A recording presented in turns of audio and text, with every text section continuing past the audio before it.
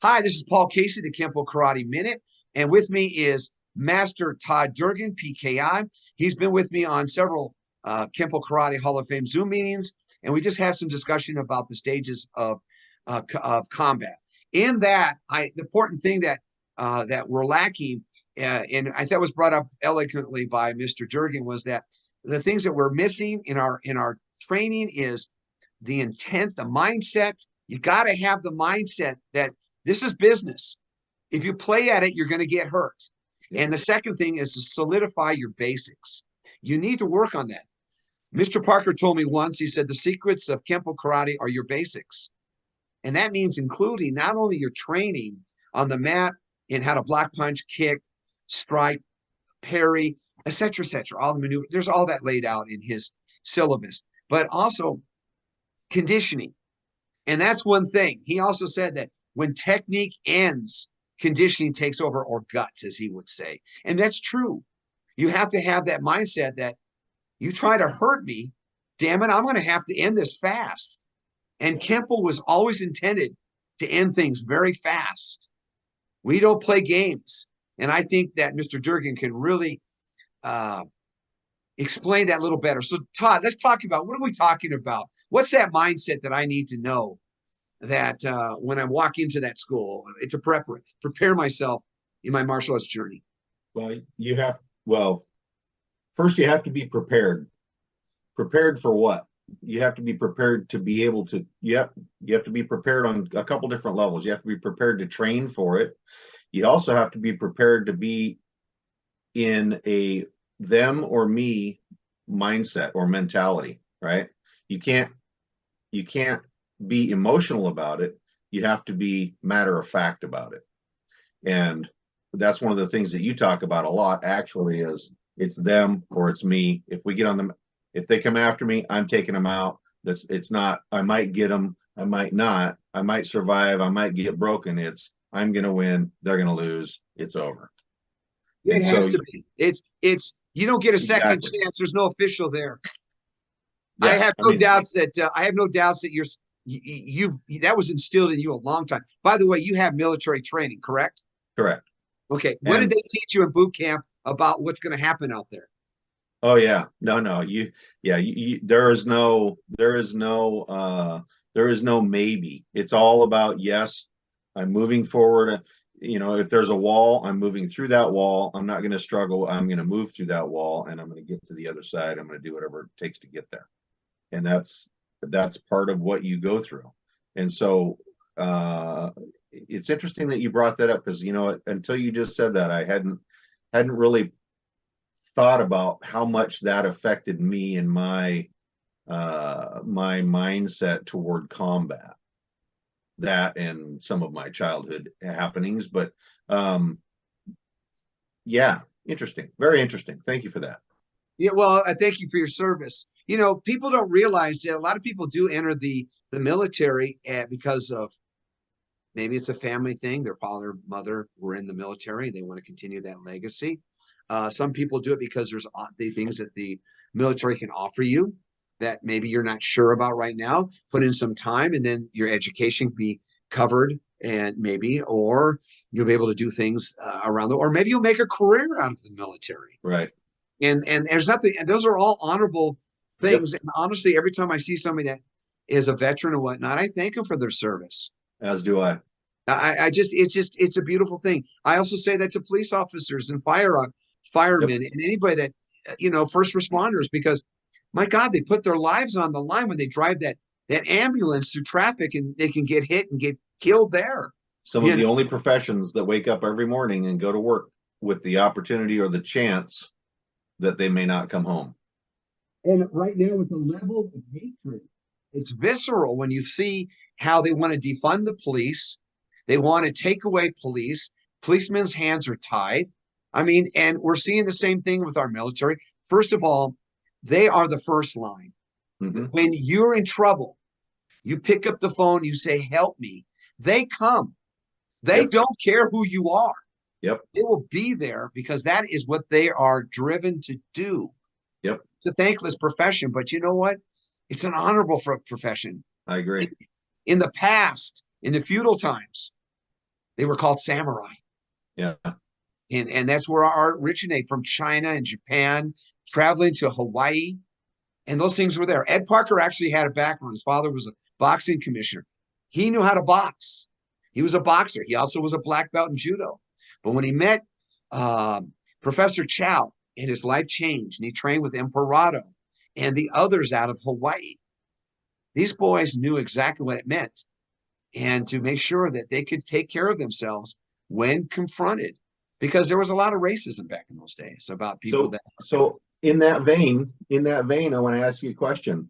How many techniques and or drills in the traditional Kenpo system teach practical boxing skills, not martial arts skills, boxing skills? And there's a reason I'm asking.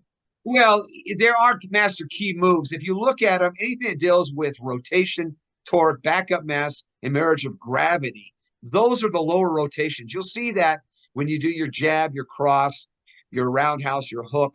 And remember, it doesn't limit yourself to just a hand technique responses. You can also use those. I like to categorize it, and I know that you're good on this part, so I'll let you talk about the zones. But if we're out of range, we don't have to worry about it.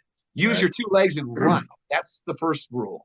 If not, you're in range, then you start to look at what kind of weapons are you going to respond.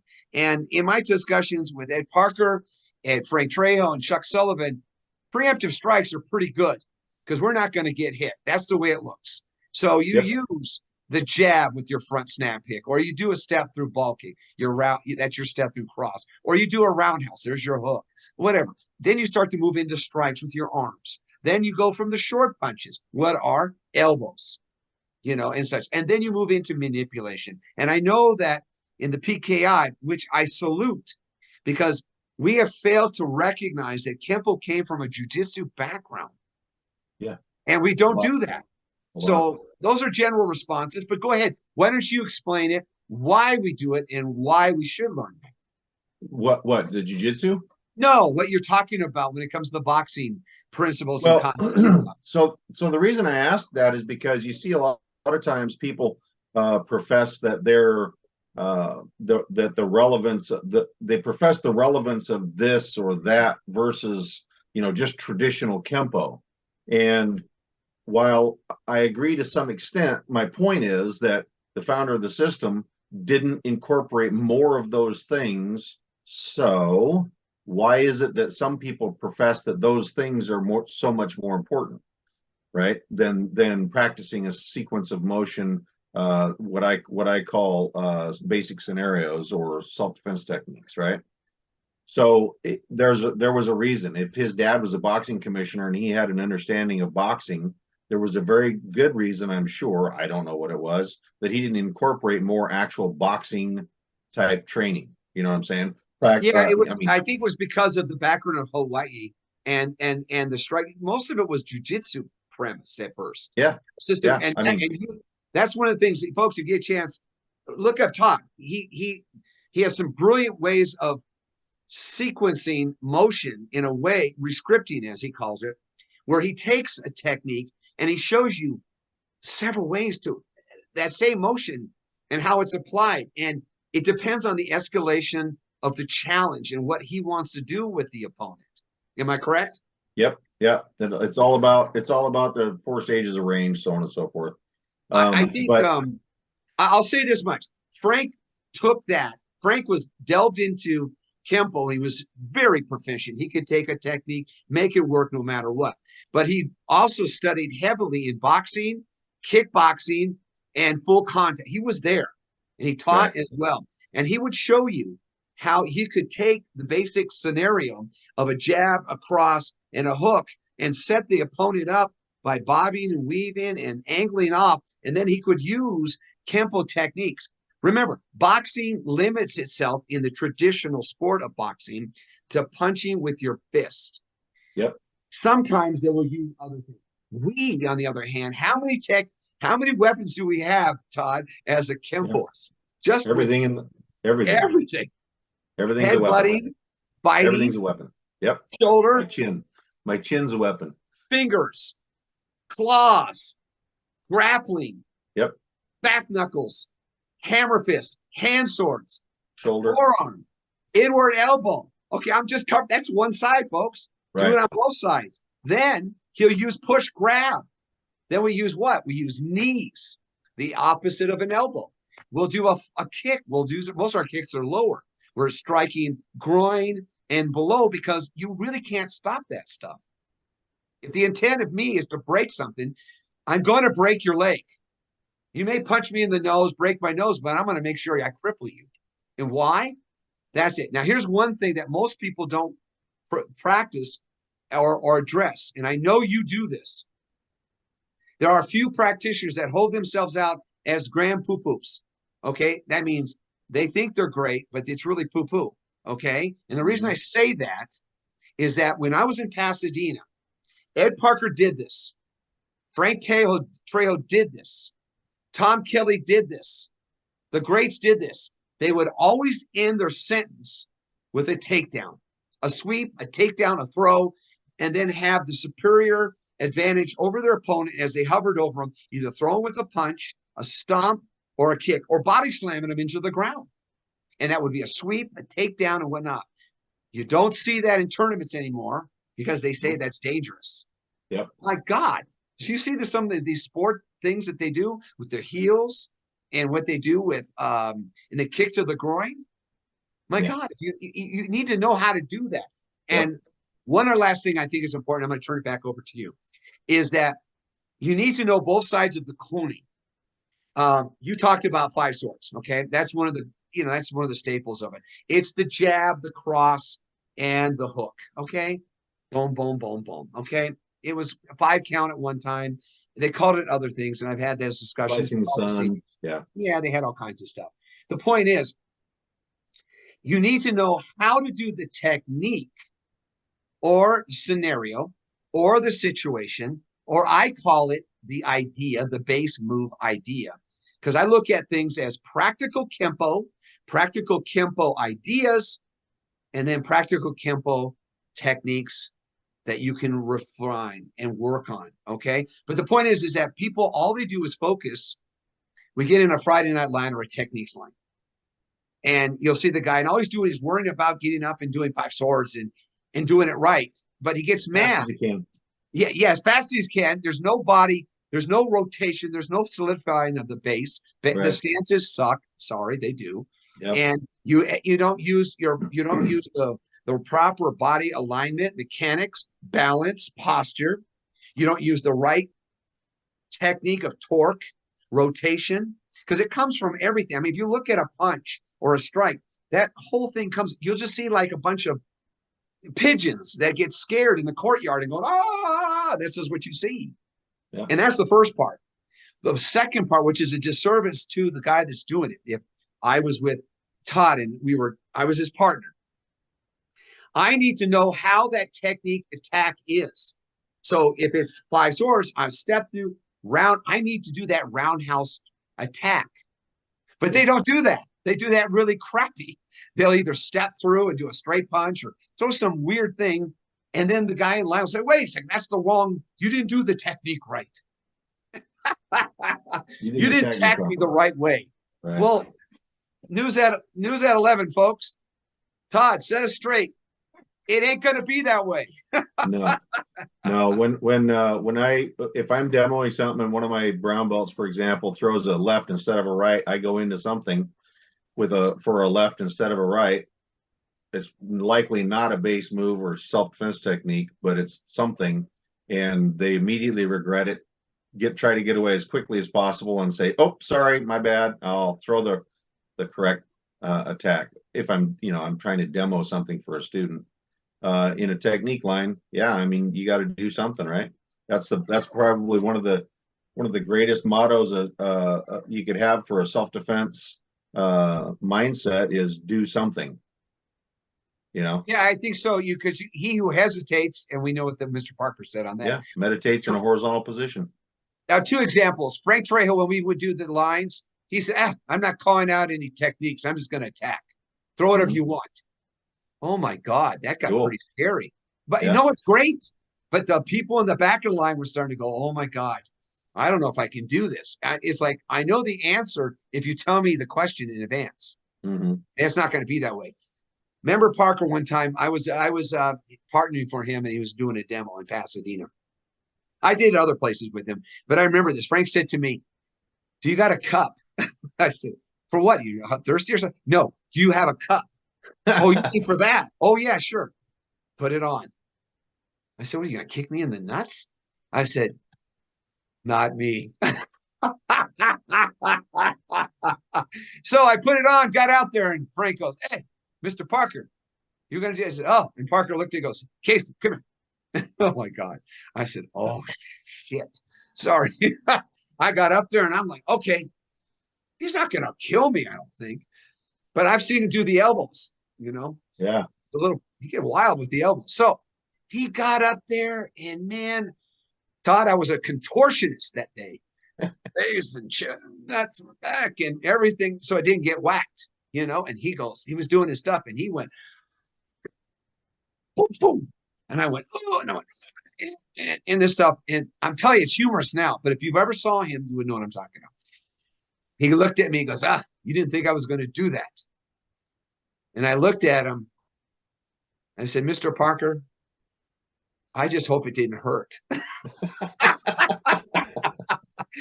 He started laughing, that deep laugh of his. He goes, "You're funny." But you know what? The guy was brilliant. He could adapt. Boy, I'm telling you, you need to train with a good instructor that's going to correct those issues. And I know Todd's going to do that for you, as well as others that are out there. We have our differences, but our seniors, the reason they're around this long is because it's not ego. No. It's confidence. Yeah. They can do it. And if you want to be one of them, you need to understand what Todd's telling you. You better have the mindset. You better drill those basics in. And if you got a question, and that was number one thing with Mr. Parker, he never, ever said, "Oh, don't ask me a question like that." He said, "Oh, if he didn't have the answer," he said, "Come up here, let's work it through." Mm-hmm. Because Kenpo is that simple yet so complex. Right. And that's where you excelled there, Todd, because you really explore that for the advanced student as well as the intermediate student to guide them so that they can find these things out. What's your final thoughts before we end it? Yeah, be prepared. There's, your focus needs to be in basics, and I mean actual proper basics and mental preparedness. And I can't stress the mental preparedness enough, because if you are surprised, and most people are surprised by a level of violence, okay, actual violence, then you will be caught off guard every time. And if you're surprised in the dojo, then you're always going to be surprised in the street. You need to prepare for a different level of violence if you're talking about combat. That's one of the, and that is what really separates the difference between a commercial sport or combat karate and self-defense, actual street combatives, is the level of mental preparedness and readiness for violence. Because in a commercial studio, there's no real level of violence. In sport, there's a controlled level of violence most of the time, 99% of the time. You'll see people that get surprised by somebody who gets pissed off, loses their cool, and comes after them, and the person who's being attacked is completely surprised and has no idea what to do. And then you see in the street, somebody is surprised by a level of violence and they get their ass handed to them. So be prepared. I don't know how you do it personally. I don't know how your teacher or instructor is going to help you do that. I help my students through violence and surprising them in class. Well said there, Mr. Durgan, because you have the experience, you've had the training, and it's important that we're here to help. First and foremost, everybody's right and everybody's wrong, because the problem is Not everybody got to train with the same people Todd got to train with, or I got to train with. Some of my guys are gone. Absolutely. But they live on through what they taught me, and they live on through their writings. And there's some video out there. But the essence of it is that you need to be here. You need to know this is business. Otherwise, you're going to have a bodyguard or a big ass dog with you the whole time, and let that help you, because this is not. And hope neither one of them has to go pee while you're being violated. You know, life is short enough. You don't need to expedite the matter, okay, Right. by stupidity. Yep. Let me use it this way. You wouldn't drive down the street without insurance. You know why? Because after the fact, it doesn't matter. You wouldn't drive down the street with your eyes closed. You know why? Why would you go and get into a confrontation with somebody without being prepared? And the first thing is, if you can avoid the fight, you won the fight. Ed Parker said that to me personally. Yep. He says, you don't have to fight him today, Paul. Come back tomorrow and beat him. Yeah. And so Todd's got some great lessons in that. I strongly encourage you to reach out to him and look at what he has to offer. And then anybody else that comes on this, because we always try to offer a betterment of Mr. Parker's Kenpo as a base art for us. Some of you have expanded, some of you have grown. But you know what? We can, as a community, we need to come together, and we need to be the humble guy that's confident, not the arrogant ego guy that thinks he can do what he can do until the moment of truth. And he's not Icarus and he falls to his death. You don't want that. Thank you very much, Todd, for coming on. You're the best. I love you, man. You know that. You're one of my favorite people to bring on. You always bring an element of eloquent, sophisticated, but simplified responses that maybe it'll help us and improve us. And thank you very much. I appreciate that. Thank you very much. God bless you. Take care, sir. Thank you very much. We'll see you in the next Kenpo Karate Minute. Take care.